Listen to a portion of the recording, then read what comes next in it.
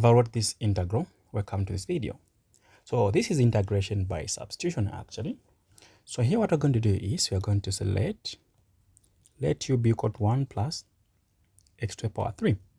Then we're going to find derivative of u with respect to x, which will give us 3x squared. Our interest is to get dx.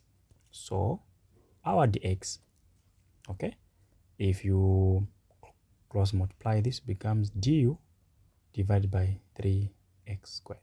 And this is what I need.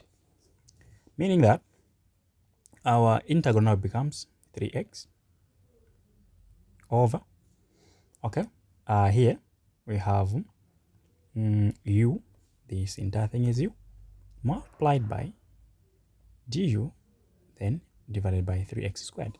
And we can see that 3x squared actually cancels with that, okay, which will give us the integral of 1 over u du. Now the integral of 1 over is just the natural log of u plus what? C. But we know what u is from the point of from the starting point.